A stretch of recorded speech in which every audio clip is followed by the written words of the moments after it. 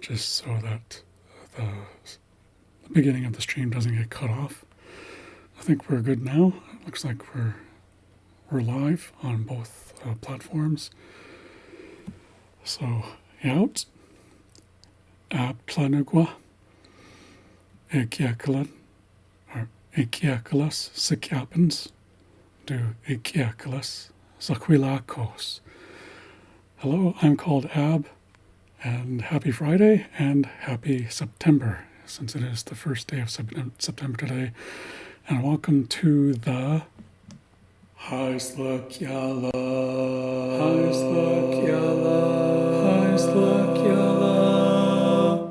live stream. I wanted to start off today by revisiting something that I talked about last week. So I'm going to switch over to my PDF document, and I'm also going to turn off my webcam. I like to have it on just so you can see me talk, or see me in the corner there while I'm talking. But I don't think it's totally necessary. And also, I think I might be blocking some of the text because I'm going to be switching back and forth between different documents. So I'll just turn off my webcam for now.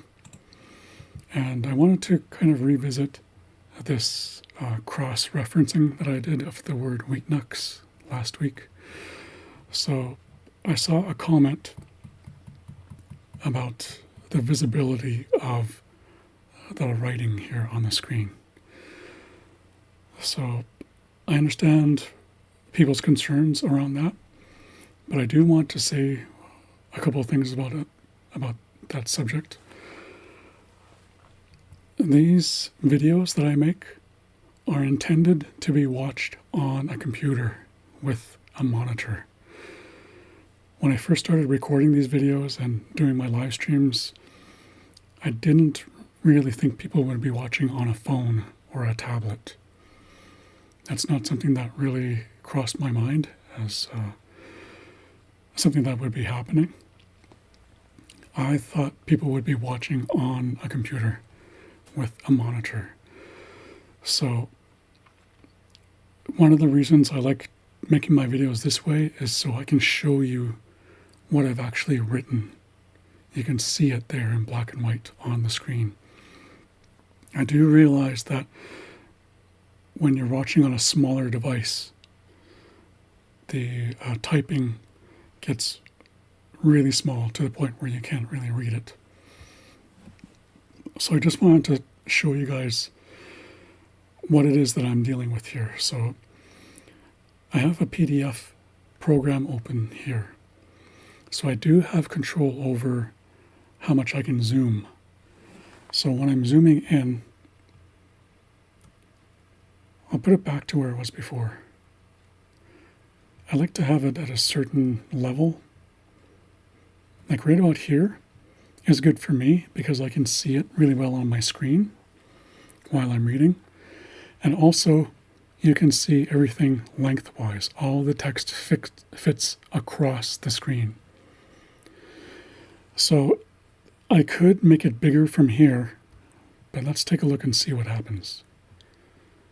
So if I make the text really big, you can see it. It's more visible on the screen, but now you can't see everything lengthwise. You can see the beginning part of the page is cut off, and it's also cut off on the end here. So the left side is cut off, the right side is cut off. So I can no longer get all of the text on the screen. So in order for me to do this, I have to manually scroll vertically, or horizontally, I should say. So scrolling vertically isn't a problem. Like, it's pretty easy. I just use my mouse wheel. I can scroll up and down, and the screen moves as I'm scrolling. That's easy enough to do when I'm talking. When the text is really big like this, and I now have to worry about moving everything back and forth horizontally, that gets to be a little bit of a problem when I'm presenting something. It's one more thing to worry about, and I try to make things as easy for myself as I can. So I don't think people watching these videos really consider how difficult it is to actually do this. I had to figure out how to set all this up. Like, this was a technical challenge for me, and I'm really good with computers. I had to figure all of this out, how to do all of this. And it's just me doing these videos. Nobody else is involved. So I have to do everything here. And I'm presenting everything. I come up with an outline for each live stream. I have a visual reference here of the documents that I prepare. And that's basically to help me as I'm going through each document, so that it keeps me on track and in line, so that I don't go off topic and I don't get lost. So it gets to be, doing that is hard enough. Having everything here set up, switching between different screens, scrolling up and down while I'm presenting, and then adding this other step. This is something else that is, it's a little distracting when I've already got so much going on. So that's one of the reasons why I don't really like making the text really big on the screen.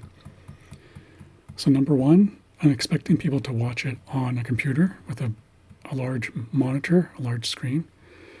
Number two, if I make the text any bigger than this, it's an added distraction for me when I'm presenting. And like, there's a lot going on here. There's a lot happening in my mind while I'm presenting all of this. So adding an extra step it's just creating more work, and it just adds more stress and just makes things more difficult. So that's why I only make the text so big on the screen. As I said, I can do this. I can make it really big on the screen, but then you can only see so much of it at a time. And then I have to manually go and scroll, not only up and down, but I have to scroll sideways too. So let me switch to a different tab here. So this might be another alternative, a solution to the problem. Because on this document, I have a lot of writing, and it takes up the whole width of the screen. So if I zoom out to get all of the text on screen, then the text gets smaller. Whereas if I do it like this, where I've actually gotten rid of the notes, and the text only goes so far, maybe halfway across the screen, then I can zoom in. Then I can make it bigger. This might be a solution. So I just want to go through this again quickly and see if this works better. So this is Heinvink's interpretation of Wheatnucks. This is his spelling. And I talked about the spelling in the last video. And his definition of Wheatnucks is to go home. That's on page 74 of his dictionary that he created in 1980. Next up is Lincoln and Rath in their islak dictionary published in 1986. So they spelled it differently, and their explanation as to what Wheatnucks means is to go ahead or please do, and that's on page 244. I also looked at two different versions of Emma Bach's dictionaries.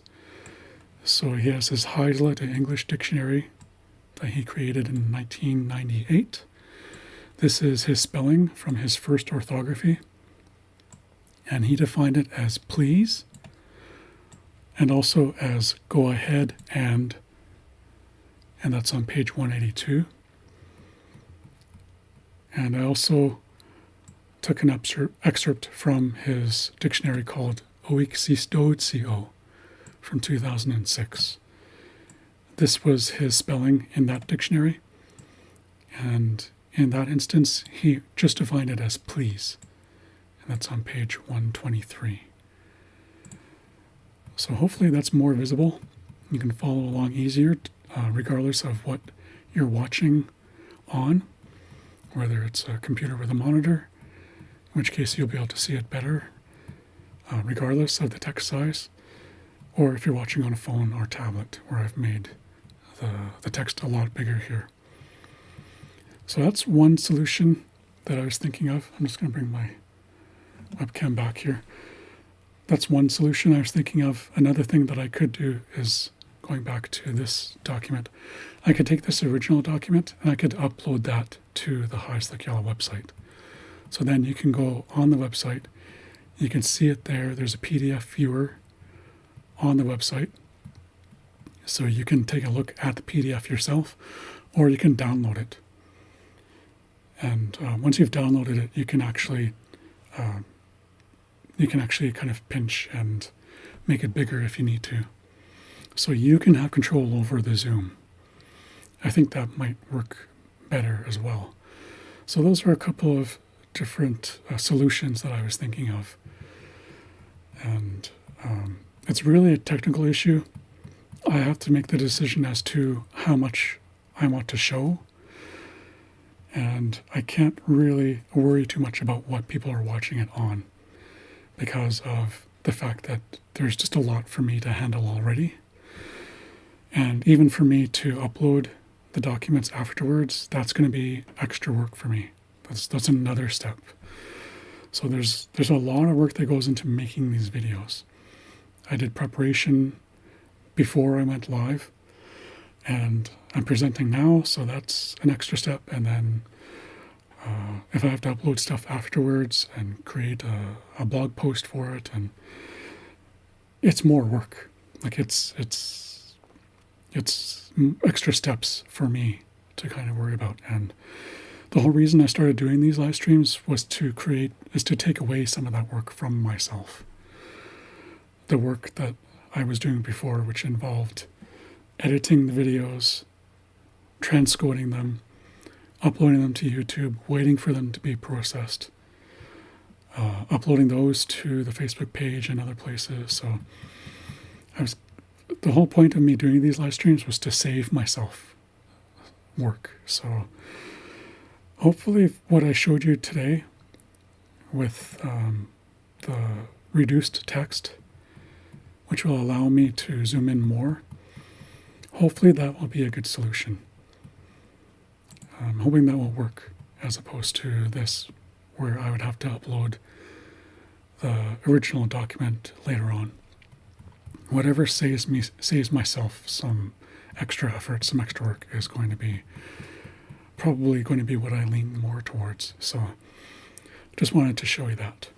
I'm just going to take my camera away again, and I've got another tab here open.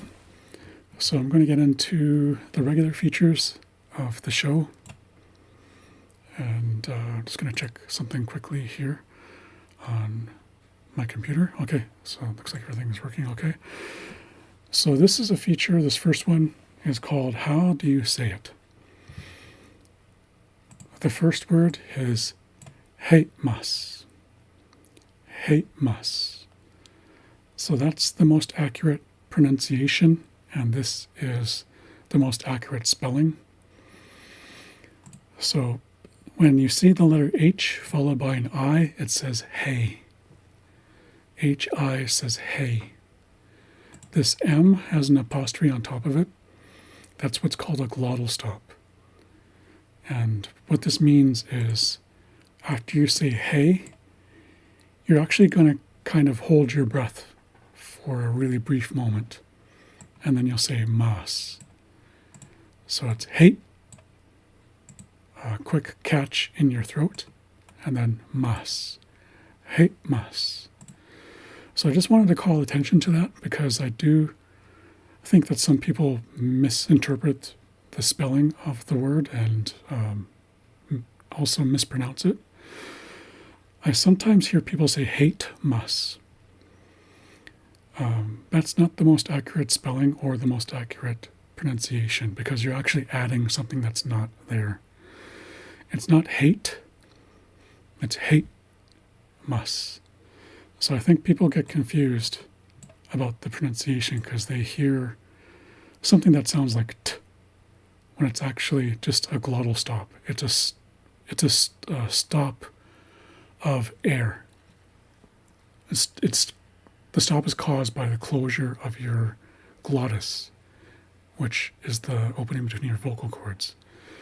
So I think people tend to interpret that sudden stop as a T when it's actually just, it's nothing actually. It's just a stop in airflow.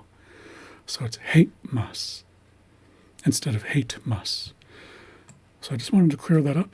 And the definition of this is a hereditary chief, a male hereditary chief. The second word is mudith. Mudith. And this is a chief lady or matriarch. So that is the feature that I call How Do You Say It? A weekly feature in the live stream. And now the last feature here I call Wow, the word of the week. And it is Llachmadakisla. Llachmadakisla. Llachmadakisla. Llachmadakisla. And this means a stomach ache. So you might not have been aware that we have a word for stomach ache, but we do have that, and it's llachmadakisla. So that is the word for stomach ache. I'm going to switch back to my live stream screen here. So I have my camera here in the corner, so I'm just going to turn that off. And again, I like to share the thumbnail just because I do put some work into this, and the thumbnail is not visible in the Facebook live stream. You will see it in the YouTube live stream, but I have to add that afterwards.